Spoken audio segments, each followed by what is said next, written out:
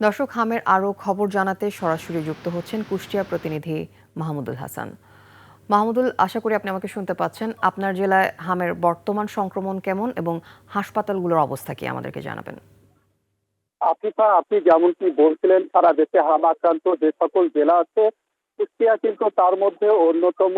এখানে হাম উপসর্গ শুরু হওয়ার পর থেকেই আমরা দেখেছি প্রতিনিয়ত হাসপাতালগুলোতে কিন্তু হাম উপসর্গ রোগীর সংখ্যা হু হু করে বাড়ছে। তবে স্বস্তির খবর হচ্ছে গত এক সপ্তাহে কিন্তু হাম আক্রান্ত কিছুটা কমতির দিকে। আমি যদি আপনাকে গত 24 ঘন্টার পরিসংখ্যানটা একটু জানাই, এখানে গত 24 ঘন্টায় 12 জন শিশু হাম উপসর্গ নিয়ে কুষ্টিয়ার বিভিন্ন হাসপাতালে ভর্তি হয়েছে এবং এই পর্যন্ত মৃত্যুবরণ করেছে 13 জন এবং এখন পর্যন্ত হাসপাতালের চিকিৎসা নিয়েছে 19 শতাধিক শিশু এবং এখন পর্যন্ত হাসপাতালে ভর্তি আছে প্রায় কুষ্টিয়া জেলার বিভিন্ন হাসপাতালে ভর্তি আছে 70 জন রোগী। আমি কথা বলেছিলাম রোগীর স্বজনদের সাথে, তারা কিন্তু হাসপাতালের চিকিৎসা ব্যবস্থা এবং হাম উপসর্গ নিয়ে ডাক্তারদের নানা অবহেলা এবং গাফিলতির বিষয়ে কিন্তু তারা আমাদের মাধ্যমে অভিযোগ জানিয়েছে। আমি কথা বলেছিলাম চিকিৎসকদের সাথে, চিকিৎসকরা যে বিষয়টি বলছে, তারা বলছে যে এই হাম উপসর্গ শুরু হওয়ার পর থেকে এই বিষয়টিকে তারা সর্বোচ্চ গুরুত্ব দিয়ে কুষ্টিয়ার প্রতিটি হাসপাতালে আলাদা ওয়ার্ড প্রস্তুত রেখেছে এবং সেখানে কিন্তু ডাক্তার এবং চিকিৎসকদের সমন্বয়ে তারা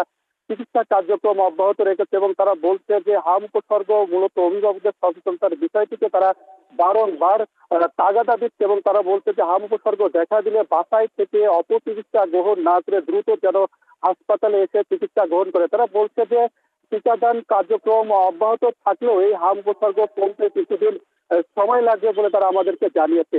আফিফা, এই ছিল কুষ্টিয়া থেকে আমার কাছে হাম পরিস্থিতির সর্বশেষ সংবাদ। আফিফা। মাহমুদুল, ধন্যবাদ আপনাকে। দর্শক